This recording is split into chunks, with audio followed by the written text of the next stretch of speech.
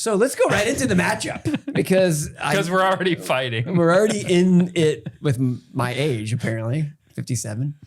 So this week we are matching up Mr. Smith Goes to Washington.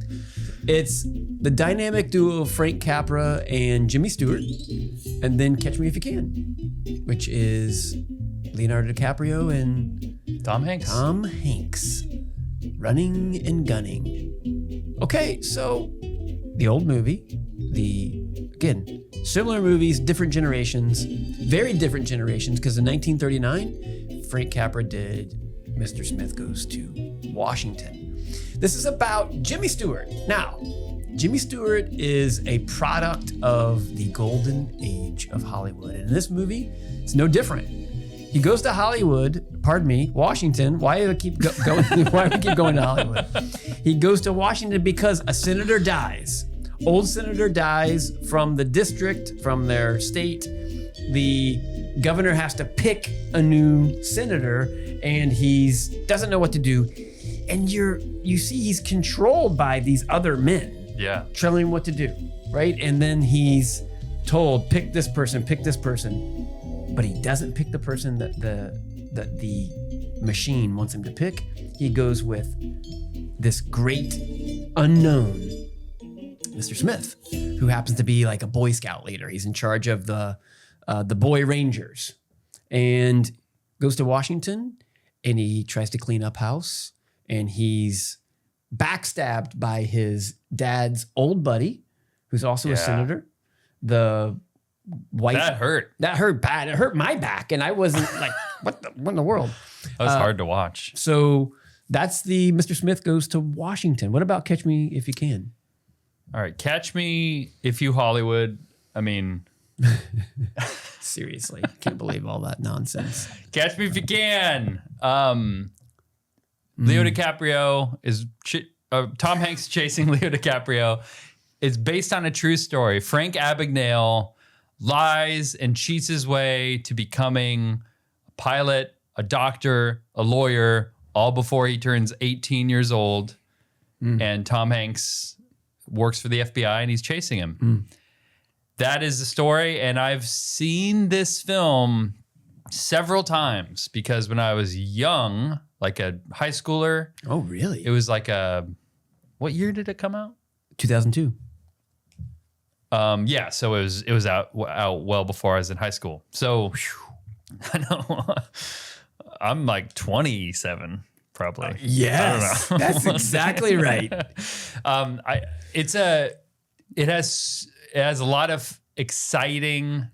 I think the directing of this film is so excellent. Like Steven Spielberg just nailed it. Like he knew. He had a vision. He executed it. It's smart. It's quippy. And this gets into a little bit of the issues with it, but you want him to succeed so bad, right? Mm-hmm. Which means my heart is turning and wanting him to get away with theft and stealing and all the other shenanigans he's doing. But it's besides that, it's one of the best executed like true story films. Like when you hear this is a true story, it's wild. Yeah, it's pretty wild. Father, what do you think? Yeah, so I watched Catch Me If You Can on your own VidAngel account just 2 nights ago. Promo code Crusade. That's right. And that's one of these movies I wouldn't watch without. You can't. VidAngel. There's a lot of bad scenes. Yeah. There's a lot of taking of our Lord's name in vain. But I was surprised to say this was an A++ movie also. Again, watching it through VidAngel. I don't know what you know about directing, but I know the subtleties in there that had to take place in the plot line, the script, and the directing were one of the best movies I've seen. So I was extremely impressed. And like you said, the fact that this was from a true story, I didn't, but it made you want to go Google everything about Frank and his life. Because, at the final credits, it says that he ended up going on to design checks for the federal government. He made millions on that. And him and the guy that plays Tom Hanks are still friends in real life. So it's the type of movie where you want to know the full story. Maybe go read a book about Frank Abagnale. There probably is a book. Maybe it was based on a book. I don't know. But yeah, the screenplay, it doesn't feel like it's derivative. It feels really smart. electric, like it's like a rollicking good time. Like that's how I describe And yet it. it's sad at the same time. I mean, you know, Oh, yeah. the father played by Christopher Walken. I realized they actually meant him to be mildly mentally unstable, which was a brilliant move to not have him like just a raging schizophrenic or perfectly sane. There was a mild touch of something was imbalanced there. And there was a sadness. You know, I've said for a long time, it seems like every blockbuster movie, I would say 90% of blockbuster movies from Lion King to the movie we're talking about right now, play off the father-son love-lost relationship. 90%, I mean, probably 2% of the movies play off the mother-son or mother-daughter love-lost relationship. But why is it that like Star Wars to Lion King plays off that? And you actually see that in this movie. It seems to imply all of his con artist stuff is somehow either keeping up for his dad or to his dad. Public schools are out of control and homeschooling isn't for everyone. But what about Catholic schools? Even many Catholic schools are drifting away from the faith. Is your Catholic school one of them? The next generation is at risk of forgetting their Catholic tradition and losing their faith. That's why we love the work of the St. John Henry Newman Institute. They help revitalize Catholic schools. They train leaders, give grants for schools in need, and build roadmaps to help schools transform their curriculums. The John Henry Newman Institute is the guide that Catholic schools need, and it's simple. At jhni.org, schools go through a simple application and assessment process and receive a tailored transformation plan so that their Catholic school can embrace tradition and teach the fullness of the faith.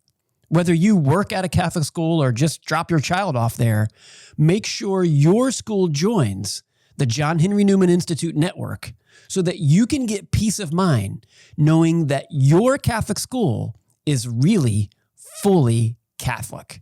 Learn more and join us at jhni.org, accelerating the renewal of Catholic education.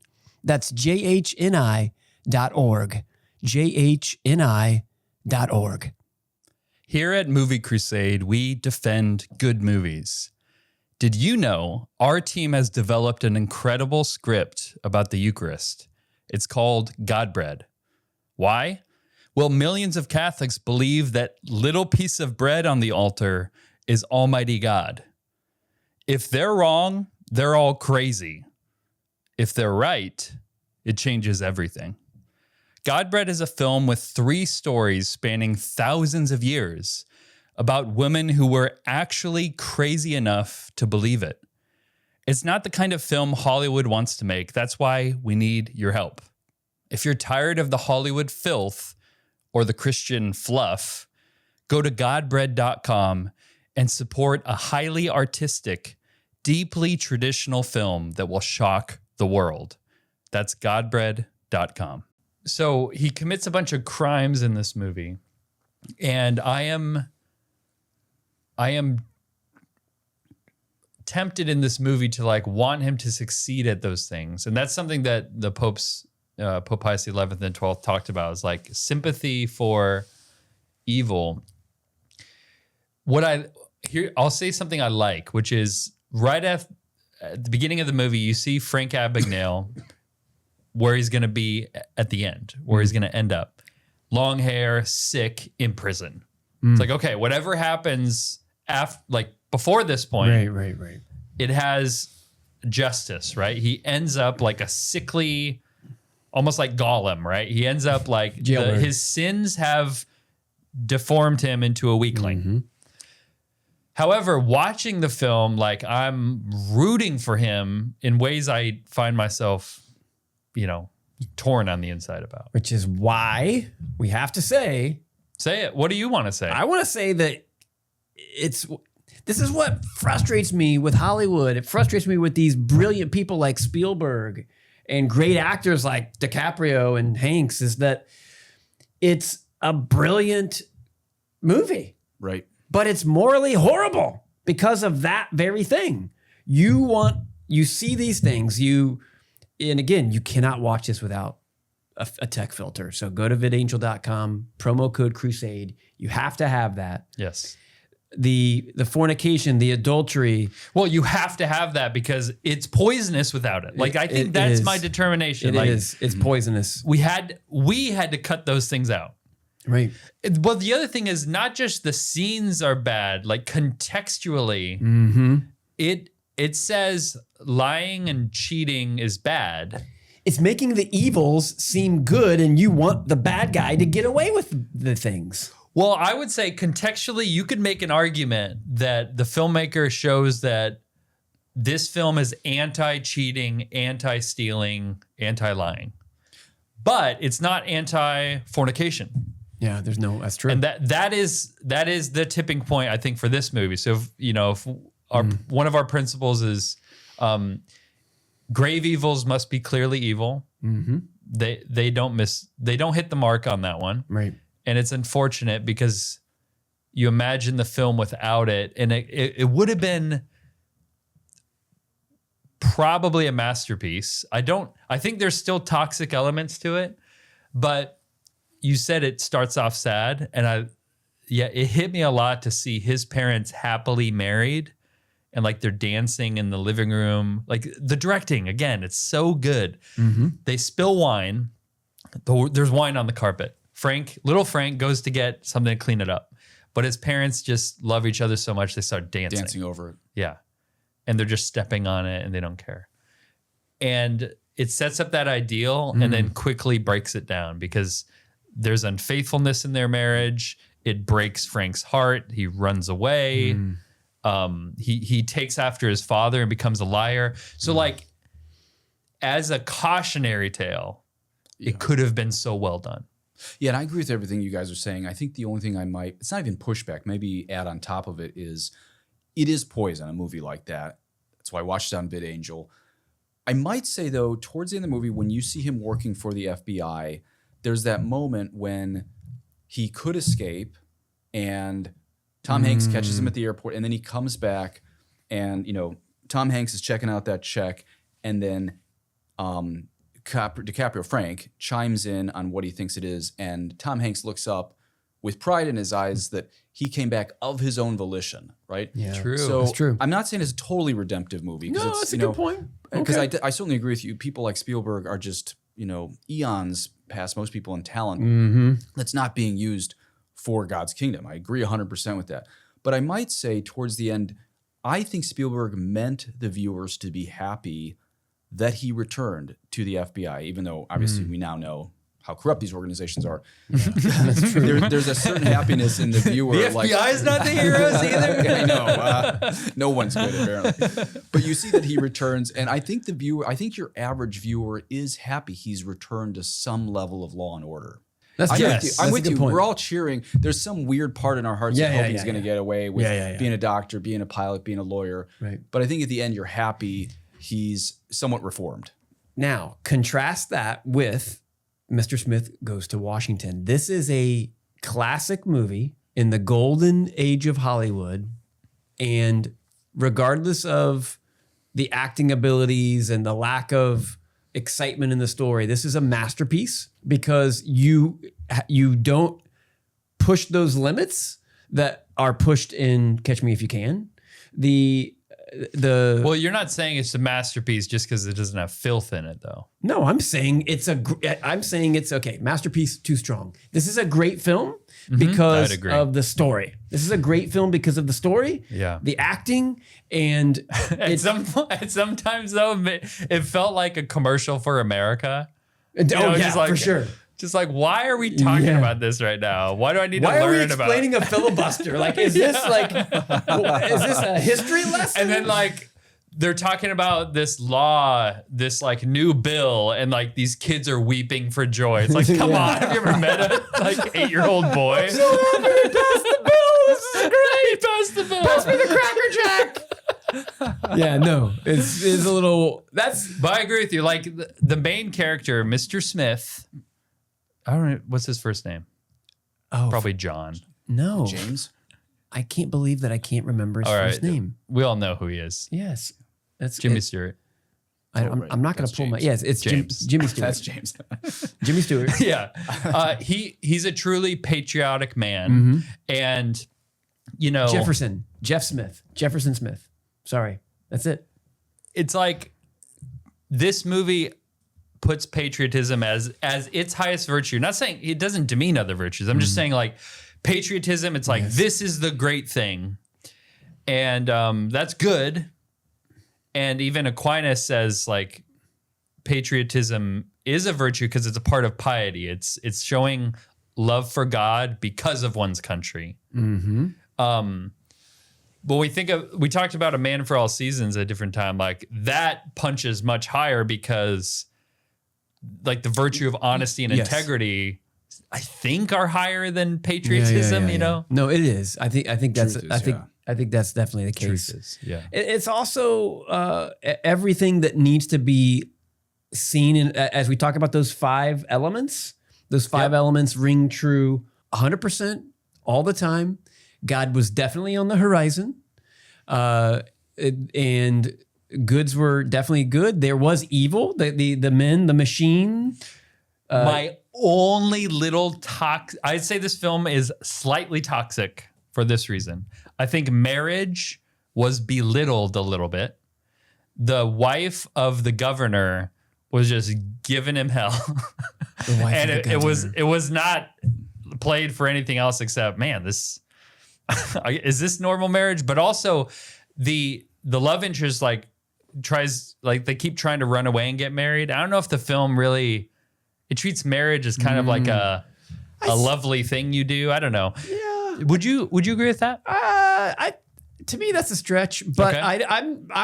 I'm kind of with you on that. I see your point. There were 2 things. Yeah, the old lady, the governor's wife, that was bizarro. I'm like, she's just weird and old, but that happens. Like if objective goods need to be clearly good. Yeah, that's what yeah, we're saying. yeah. I'm not saying this film is gross. No. It didn't make marriage look bad. It was just like, and then the secretary tries to go run off with.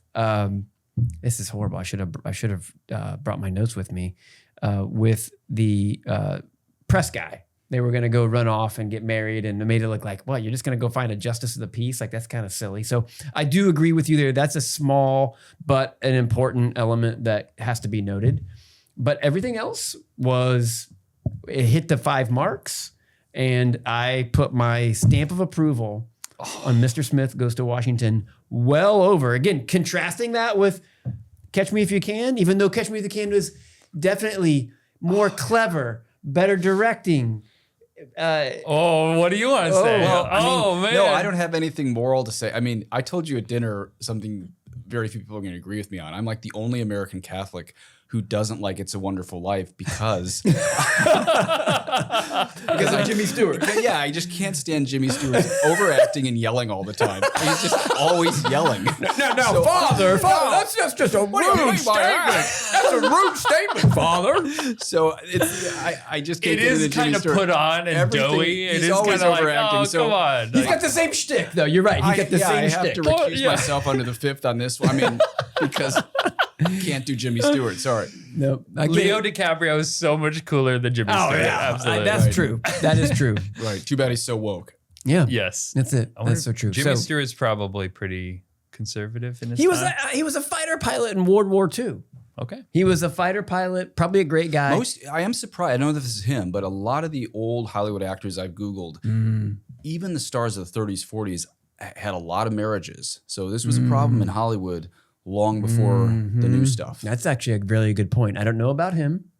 I did not look that up, but you're right. Bogart definitely had these guys. multiple things going on there. But to me, it's clear that if we're going to put one against the other, that Mr. Smith Goes to Washington is a clear winner because of the importance of morality and the 5 principles. Cameron. Yeah, it has a great script. We didn't even get into some of the scenes, but I think the motivations are clear, the characters are clear, the goods are clear. His speech on the floor is solid. It's good. His resolve, the crying boy rangers. I mean, all Yeah, of it. it's good. Just break out the Cracker Jack and enjoy it. I totally it's agree. It's a great patriotic virtuous film. So yeah, I would say Mr. Smith Goes to Let Washington. your children celebrate those bills that get passed. Yeah, weep for joy. Leap for joy. Well, at least they're actually at work where our government takes the time off and is shut down. So True. that stinks. True. Yeah, the amazing acting, the brilliant script of Catch Me If You Can, the mastery of direction, all those scenes like are so, they rise to a new level of mastery, but they can't save the poisonous elements. It's true. for me. Very poisonous. So Father, did you vote?